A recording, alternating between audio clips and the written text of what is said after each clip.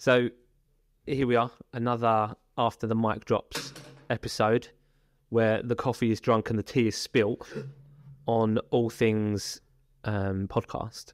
So I wasn't on the last one, but it was yourself. Yeah, me and Rex, and Jaime. In Berlin, right? In Berlin, yeah. It was First European Powered by Podcast tour. It was really fun, actually. We did a bunch of poddies in the day. Jaime was first up. Rosie had an absolute disaster of a setup. Producer Rosie had a disaster. Oh, I actually forgot about that. The camera stopped recording halfway through. The microphone took hours to set up. Yeah, it did. Wires weren't working.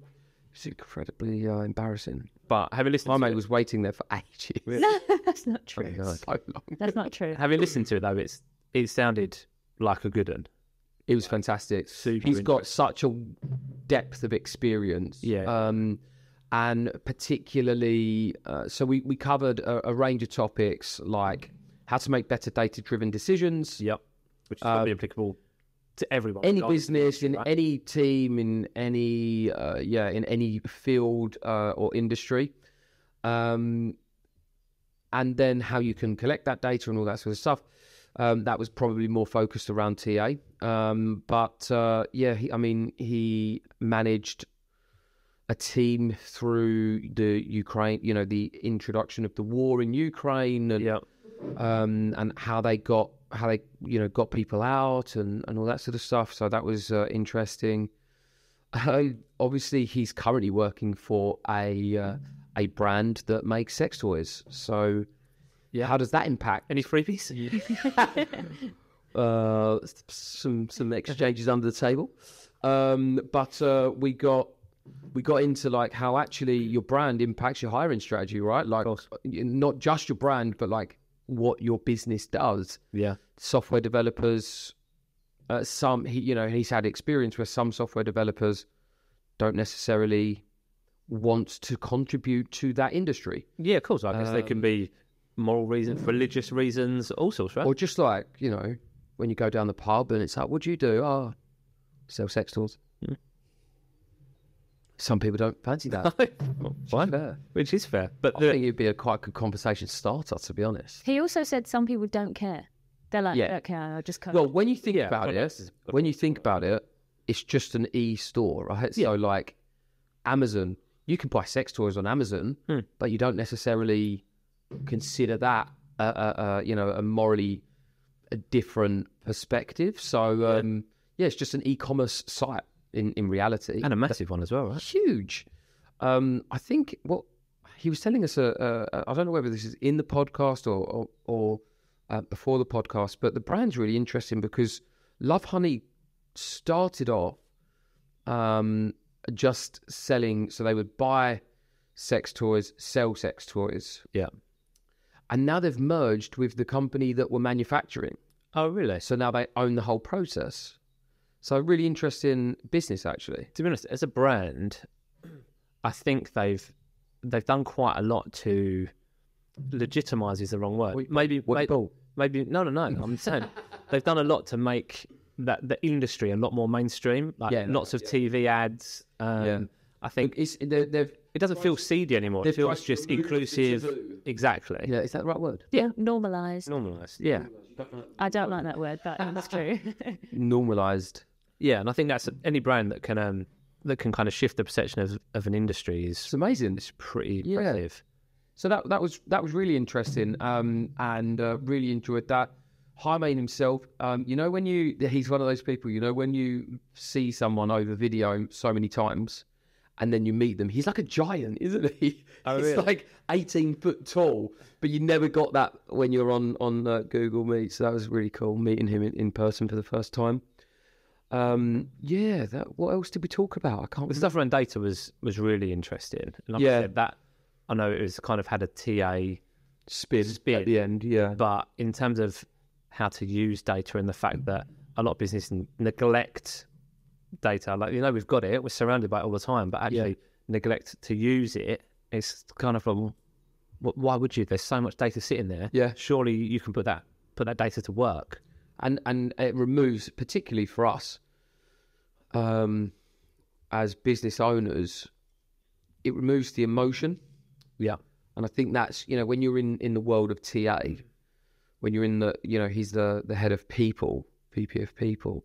So when you're considering people, emotions come into play. Yeah. And being able to make data-driven decisions that removes the emotion. Not that you want to, in all aspects, remove emotion. Empathy is really important, but it does allow you to make more guided decisions that when scrutinized or questioned can hold water. Yeah, well, the quant and the qual are always going to be two important parts of the data, right? And obviously working in a people-focused industry, there's always going to be a people-focused element, right? But if we can have the data, as you said, to kind of validate, rectify decisions, then that kind of makes sense. Like, we're just going for a big data project now, aren't we? Huge data project for the next half of the year. Yeah.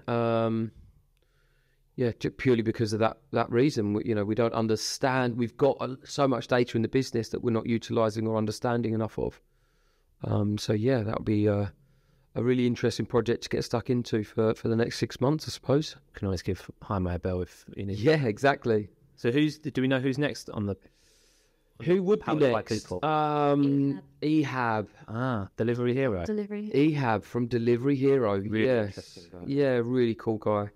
And has worked for some amazing companies as well. He has been at PepsiCo, Johnson & Johnson. He's worked across Europe, Middle East. He's got such a cool background. And going from, a company like PepsiCo, where quick decisions are made in 5 years, to, a more leaner business like Delivery Hero. We talk a little bit about that as well. What does quick decisions? How do quick decisions change in businesses depending on their size and structures? And interesting stuff. Then I think, who else do we have on the day? Matthias Schmeister from Emnify. So yes, a couple of really exciting podcasts to look forward to. Amazing. So I guess obviously the Jaime's episode has just gone live. If you could give one kind of what's the best thing to look out for if someone is to watch it, what's going to be the biggest takeaway tip? I would say we like the stuff that we've talked about in terms of data. We talk a little bit about, for anyone in recruitment, we talk about, or particularly in-house, we talk about the different ATS systems, applicant tracking systems that we've used, experienced, why they're good and whatnot. I think just from an intrigue perspective, how he managed the war in Ukraine, getting people out and some of the challenges that they experienced through that process. I think there are not many people that have been able to do that. Definitely. So that wasn't at Love Honey. That was at his previous company, Auto One. Yeah. But yeah, really interesting nevertheless. Right, Producer Probe, was there anything that you wished you'd covered differently in the episode or in more depth? I don't think so. I think we did go into quite a lot of detail, and data is one of those things that for someone with ADHD can get quite boring as well. So you don't want to go too far into that. I think really getting to know some of the stories through the Ukraine war could have been maybe quite interesting, but also it's one of those topics that you never really know how far to probe, how sensitive it is. Yeah, and it's obviously very triggering for a lot of people, right? It absolutely is, yeah. And then with maybe there could have been a deeper probe, if you like, with the sex toys, but no pun intended.